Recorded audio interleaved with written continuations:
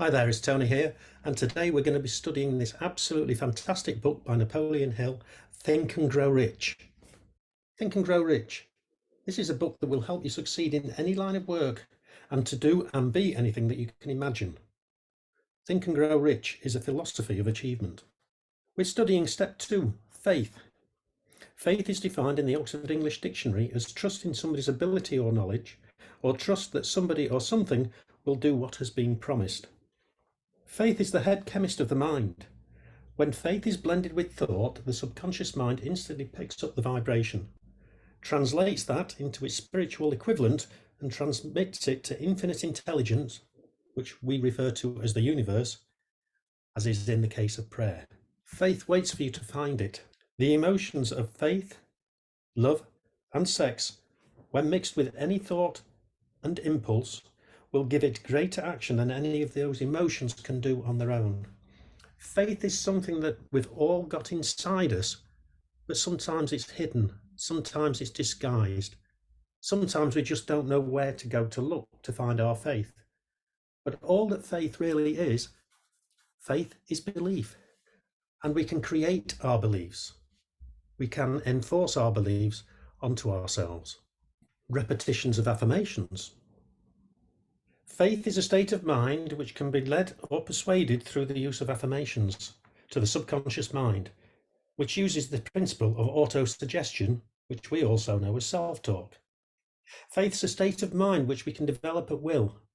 After we've mastered the 13 principles, which we're going to be going through in all these lessons, is a state of mind that develops voluntarily through application. By that, I mean that you can't just read it and you can't just listen to it. You actually have to apply the lessons that you're being given. All thoughts which have been emotionalized and mixed with faith begin immediately to translate themselves into their physical equivalent or counterpart. What's that actually saying?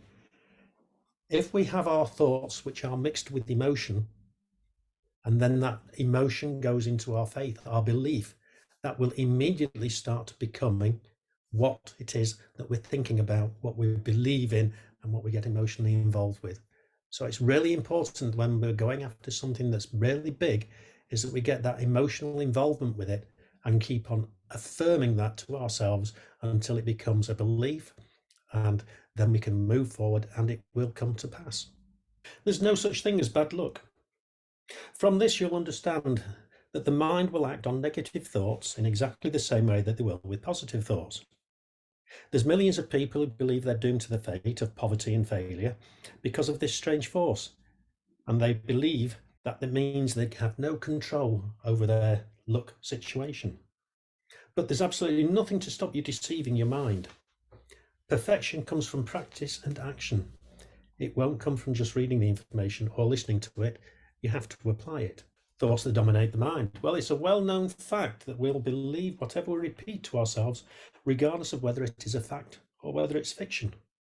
If a man repeats a lie often enough, he will eventually accept that lie as the truth. Thoughts mixed with emotions assume magnetic properties. This can be compared to any seed of an idea, plan, or purpose can be planted in the mind. For example, if you can think of a farmer planting his crops, let's say he's planted some oats and he's just planted one seed, and from that he gets one plant, but that plant is going to have about 30 to 40 seeds on the head of the plant. From there, the following year, you've got 30 to 40 to plant instead of just one. So you can see how very, very quickly we can get up into millions and millions of seeds. And exactly the same thing happens in the mind. We can create an idea in the mind, and the more that we work with that mind, the more growth it's going to have and the stronger it's going to be. How does this happen? Well, we do it through self-confidence. We have to develop the powers of self-confidence. And I'm going to read these to you, direct from Think and Grow Rich. So these are the words of Napoleon Hill. I know that I have the ability to achieve the object of my definite purpose in life. Therefore, I demand of myself persistent, continuous action towards its attainment, and I here and now promise to render such action. Number 2, I realize the dominating thoughts of my mind will eventually reproduce themselves in outward physical action and gradually transform themselves into physical reality. Therefore, I will concentrate my thoughts for 30 minutes daily upon the task of thinking of the person I intend to become, thereby creating in my mind a clear mental picture. Number 3, I know through the principle of autosuggestion, any desire that I persistently hold in my mind will eventually seek expression through some practical means of attaining the object behind it. Therefore, I'll devote 10 minutes daily to demanding of myself the development of self-confidence. Number 4, I have clearly written down a description of my definite chief aim in life, and I will not stop trying until I have developed sufficient self-confidence for its attainment. And number 5, I fully realise that no wealth or position can long endure unless built upon truth and justice. Therefore, I'll engage in no transaction which does not benefit all whom it affects. I will succeed by attracting to myself the forces I wish to use and the cooperation of other people. I will induce others to serve me because of my willingness to serve others. I will eliminate hatred, envy, jealousy, selfishness, and cynicism by developing love for all humanity, because I know that a negative attitude towards others can never bring me success. I'll cause others to believe in me because I'll believe in them and in myself. I'll sign my name to this formula, commit it to memory, and repeat it aloud once a day with full faith that it will gradually influence my thoughts and actions so that I will become a self-reliant and successful person. In as much as the way you can build yourself up to success, you can also think yourself into disaster. Our subconscious mind works with whatever we feed it in just the same way that a computer works. You've probably heard the term GIGO, or garbage in, garbage out. So if you fill your mind with fear and doubt and disbelief, this is going to be translated back into its physical equivalent. The law of autosuggestion is well described in the following verse. If you think you are beaten, you are. If you think you dare not, you don't. If you like to win, but you think you can't, it is almost certain you won't. If you think you'll lose, you're lost. For out of the world we find, success begins with a fellow's will. It's all in the state of mind. If you think you're outclassed, you are. You've got to think high to rise. You've got to be sure of yourself before you can ever win a prize. Life's battles don't always go to the stronger or faster man, but sooner or later the man who wins is the man who thinks he can. The great experience of love. Somewhere deep in your soul is the sleeping seed of achievement. If you can wake it up and set it to work, you could reach heights you once thought were impossible, or a pipe dream. Let's take a look at a couple of characters who had that happen in their lives, where they were just moving along with life and then something extraordinary happened, and it happened through the power of love. Abraham Lincoln, President of the United States. He was a nobody until well past the age of 40.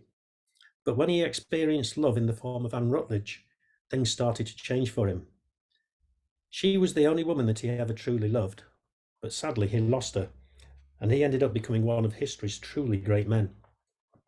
Another great leader was Mahatma Gandhi. He wielded more potential power than any other man living in his time, and this was done without money or armed forces, etc. He did this through his faith and his ability to transmit that faith to 200 million people. Those 200 million people started to work as one, and India got its independence. We have to give before we get. This is something that's really important for everybody to understand. I want you to think first of all about a box of matches. A box of matches is just a box until you put some matches in it.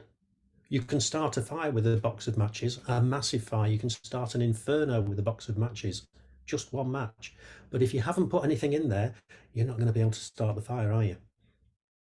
I also want you to think about a plane taking off from the runway.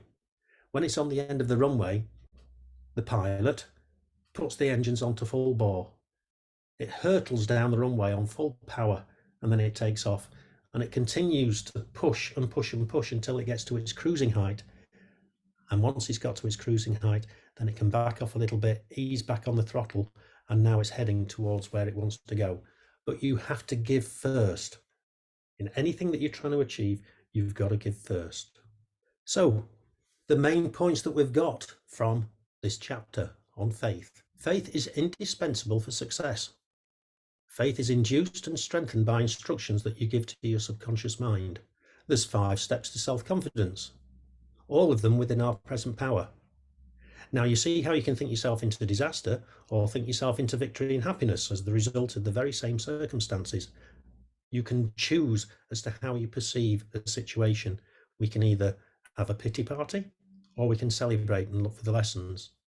Men like Abe Lincoln and Mahatma Gandhi show us how our thoughts can carry a magnetism which attracts related thoughts and makes millions of minds work as just one mind. It's essential to give before you get. Rich men had to learn this before piratical business could be turned into business that works with and for the public, yet is still profitable. What that is saying is that when you're in business, everybody that you're dealing with, whether it's yourself, your employees, your customers, your clients, everybody's got to win. Everybody's got to win. You can't be doing something where somebody's going to lose out, because that is not sustainable. You might win in the short term, okay, but you're not going to you're not going to stay the course. And finally, both poverty and riches are the offspring of faith. It all depends upon which one are we going to listen to. Are we going to listen to the faith that we're not going to achieve? Or are we going to listen to the faith that we can achieve? We can do whatever it is that we put our minds to.